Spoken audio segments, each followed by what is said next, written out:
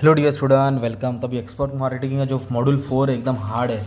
Expert procedure document क्या होता है, राइट। तो मैं तुम्हारे लिए ड्राइंग बना दिया ताकि तुमको एकदम अच्छे से भेजे में सिखा सको। ओके, एकदम प्यार मोहब्बत में अच्छे से पढ़ाता हूँ और कुछ आंसर कॉमन है, एक ही जगह पे सब डालने का है। अब जैसे कि role of clearing and forwarding है CHA एजेंट, तो ये शिपमेंट कस्टम एजेंट, तो ये आंसर एक ही जगह किधर भी डाल सकते हैं। पहले ये आंसर से स्टार्ट कर दो, ठीक है।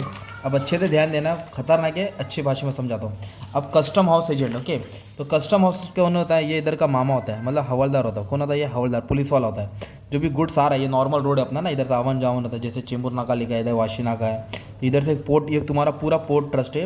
ये समुंदर है, ये शिप रहेगा ना, बहुत सारा पार्क रहेगा।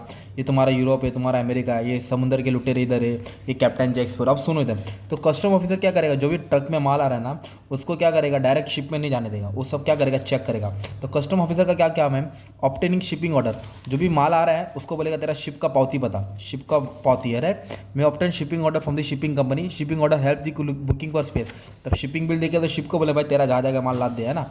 फिर क्या? Arrangement of internal export. अब ये माल इधर है, ट्रक है, और शिप इधर है, तो क्या अपना वो ये कंधे बोट के जाएगा क्या? शिप कंधे बोट के जाएगा क्या? ट्रक नहीं। तो ये माल को यहाँ कैसे लोड करेंगे शिप में? तो क्रेन से होता है ना, बड़े बड़े कंटेनर रहते हैं ना, तो आते हैं ट्रक में। तो कंटेनर क्या करेगा? माल को उठा के इधर अनलोड से लोड करेगा। तो इसका बोलते हैं इंटरनल ट्रांसपोर्ट का अरेंजमेंट, क्रेन उनका अरेंजमेंट करेगा, ओके। फिर शिपिंग बिल, तो फिर ये क्लियरिंग और फॉरवर्डिंग एजेंट क्या करेगा? शिपिंग बिल बनाएगा, जिसमें 5 कॉपी लगता है। शिपिंग बिल एकदम मेन इंपॉर्टेंट डॉक्यूमेंट है for custom clearance. Custom clearance मतलब होता है कि तुम्हारा माल को पहुंचाएगा, फिर शिप को इजाज़त देगी जाने की। फिर इसके बाद क्या करेगा? Submission of document to custom. जो भी डॉक्यूमेंट तुम्हारे पास है, जितने भी डॉक्यूमेंट्स है, मतलब bill of lading, bill of consular invoice है ना, कमर्शियल इनवाइस, वो सब क्या करेंगे? वो सबमिट करेंगे, पूरा वेरीफाई करेगा, चेक करेगा, ओके। फिर कार्टिंग ऑर्डर ऑब्टेन करेगा। कार्टिंग ऑर्डर क्या होता है? Is required to get good inside the dock. माल आ गया ना, अब इसको अंदर डॉक के अंदर रखेंगे, मतलब कस्टम ऑफिस के अंदर रखेंगे, डॉक के अंदर, डॉक यार्ड में, ओके। लेट एक्सपोर्ट ऑर्डर, फिर बाद में पूरा चेक करने के बाद एक्सपोर्ट ऑर्डर करना देगा। तो फिर शिप को बुलाएंगे, किसको बुलाएंगे? शिप को बुलाएंगे। तो शिप को क्यों बुलाया था? कस्टम प्रियोरिटी ऑफिसर में check the let export order, export order को लेट उसको चेक करेगा। फिर शिप को भी बोलेगा ठीक है जाने दे। फिर गुड्स को लोड करेंगे, किधर लोड करेंगे? शिप में, अच्छी कंडीशन में गुड्स को लाद देंगे।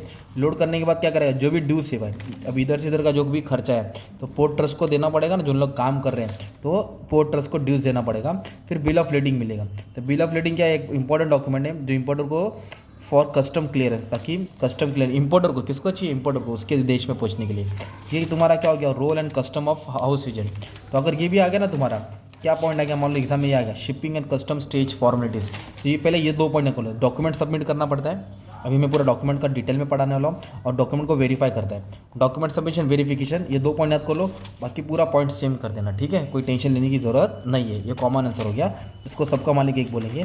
अब इधर तुमको दिया है कमर्शियल इनवाइस दिया है, बिल ऑफ लेडिंग दिया है, शिपिंग बिल दिया है, सर्टिफिकेट ओरिजिन दिया है, कॉन्सुलर इनवाइस। शॉर्ट में समझाता, हमेशा याद रहेगा, ओके। तो ये कमर्शियल इनवाइस क्या? एक बिल होता है। बिल मतलब किसके लिए होता है मालूम है क्या? जो एक्सपोर्टर गुड्स को एक्सपोर्ट करने के लिए लाया है, ताकि फॉरेन में माल जाएगा, दुबई में जाएगा, तो वो बिल है वो, कि वो क्या क्या माल लेके आया है। तो ये क्या होता है? ये एक्सपोर्टर की तरफ से बिल बनता है, किसकी तरफ से? एक्सपोर्ट में। इसमें सब इंफॉर्मेशन रिकॉर्ड रहता है। तो कमर्शियल इनवॉइस एक टाइप का बिल होता है। आप कोई भी दुकान से कुछ भी खरीदो डीमार्ट से, तो पूरा तुमको मैगी, साबुन, तेल, शक्कर, सब कैसे बिल आता है, प्राइस आता है, वैसे ही है। Name and address of the exporter, importer का एड्रेस, कौन सा गुड्स है, क्या क्वालिटी है, कितने का माल था, कितना डिस्काउंट था, कितना अमाउंट दिया, कितना बचा, का टर्म्स एंड कंडीशन, कौन से शिप में माल जाएगा। एक तरह से पूरा कमर्शियल बिल होता है, राइट। अब इसका सिर्फ इंपॉर्टेंस पढ़ना है, और इसका इंपॉर्टेंस किसी भी के भी इंपॉर्टेंस में डाल देंगे। किसका? अभी जो इधर से पढ़ाने वाला हूँ। तो कमर्शियल इनवाइस क्या काम आता है? कस्टम क्लियरेंस के लिए काम आता है ना। अगर कमर्शियल इनवाइस नहीं रहेगा तो कस्टम ऑफिसर माल को क्लियर करने देगा या आने देगा, क्या जाने देगा क्या? नहीं। क्लेमिंग इंसेंटिव, बिल रहेगा तो तुम इंसेंटिव ले सकते हैं ना गवर्नमेंट से, भाई मैं एक्सपोर्टर हूँ, मुझे इंसेंटिव दो।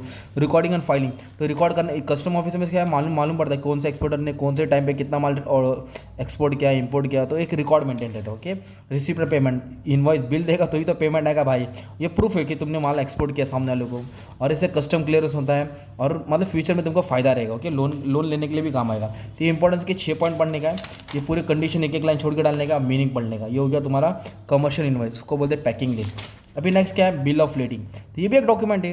तो बिल ऑफ लेडिंग कौन इश्यू करता है? शिपिंग कंपनी, मतलब जो जहाज वाले रहते हैं ना, जो माल लोड करके दूसरी कंट्री में लाते हैं, ये लोग बनाते हैं शिपिंग। तो इधर लिख देता है बिल ऑफ लेडिंग, है ना, ताकि याद रहेगा, शिपिंग वाले बनाते हैं, ओके।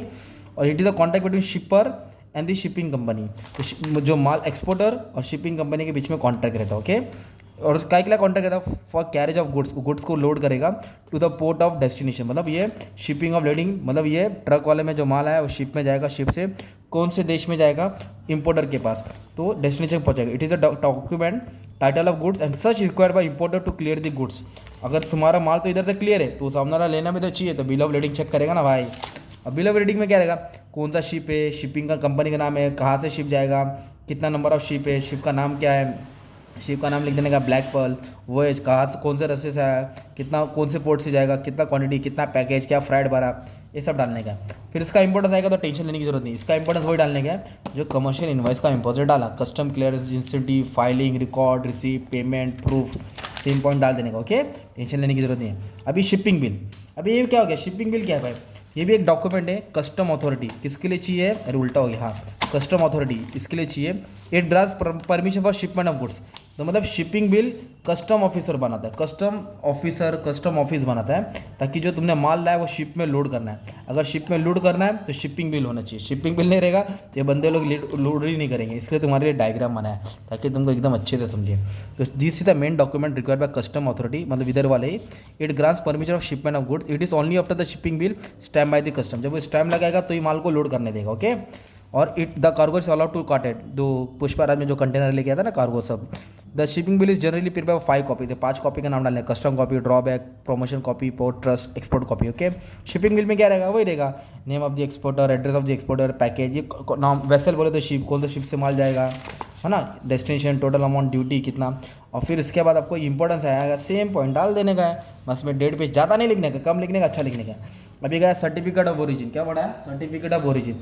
आप लोग मालूम है कोई भी इलेक्ट्रॉनिक का चीज़ खरीदे उसके पीछे रहता है made in India, made in Korea, pant में लिखा था मेड इन जॉर्डन, है ना, तो अलग अलग made in England, made in America लिखा था, उसको बोलते हैं सर्टिफिकेट ऑफ ओरिजिन।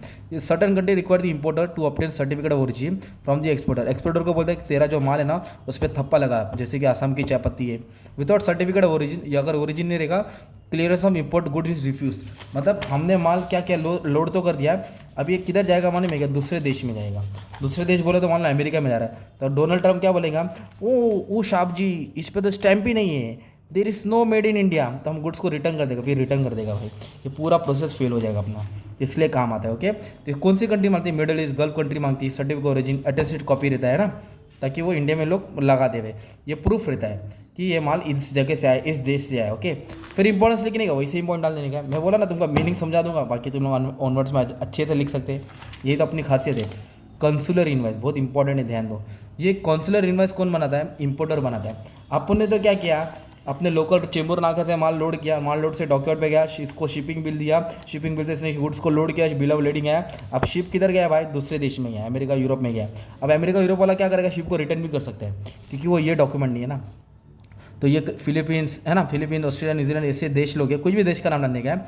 वो देश क्या बोलता है, इंपोर्टेड कंट्री क्या बोलते हैं? Should be certified by consultant of their country, जो उनका देश है उनके देश से क्या है, कंसल्ट करके आना चाहिए, पूरा स्टैम्प लेके आना चाहिए, सर्टिफिकेट लेके आना चाहिए।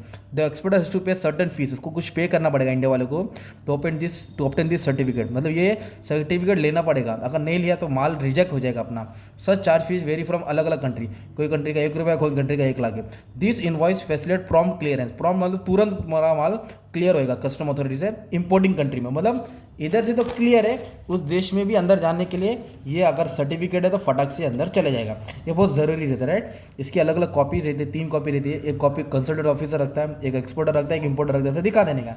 इंपॉर्टेंस में वही क्या काम है, रिस्ट्रिक्शन नहीं लगेगा, क्लियरेंस रहता है, रिकॉर्डिंग, फाइलिंग, प्रूफ, ओरिजिन। अरे भाई हो गया ना, बोला ना कॉमन आंसर है, ये तुम्हारा सब कॉमन आंसर पढ़ा दिया। तो इस सबका मीनिंग पढ़ना है, इधर से सबका एक ही आंसर हो गया, राइट। और इधर का आंसर पढ़ा तो कोई भी आएगा, फॉर्मेलिटीज आएगा, कस्टम हाउस एजेंट आएगा, ये इसका ये स्टेप्स आएगा, ये आंसर डाल देने का। ओके, अभी फर्स्ट आंसर पढ़ा देता, खत्म हो गया अपना। ओके, अभी जब भी तुम लोग एक्सपोर्ट करेंगे तो किससे किससे आपको क्या करना पड़ेगा, रजिस्ट्रेशन करना पड़ेगा। जब भी हम लोग एक्सपोर्ट करते हैं, इंटरनेशनल लेवल पे अपना बिजनेस लेके जाते हैं, तो आप लोग को अलग अलग अथॉरिटी से रजिस्टर करना पड़ता है। तो सबसे पहले रजिस्ट्रेशन तुम्हारा बिजनेस का होना चाहिए, तुम्हारा धंधा कौन सा है। तुम अकेला बिजनेस करते हो, सोल ट्रेडिंग, पार्टनरशिप में करते हो, पार्टनरशिप में एक्ट होना चाहिए। अगर तुम्हारी बड़ी कंपनी तो जॉइंट स्टॉक कंपनी में रजिस्टर होना चाहिए।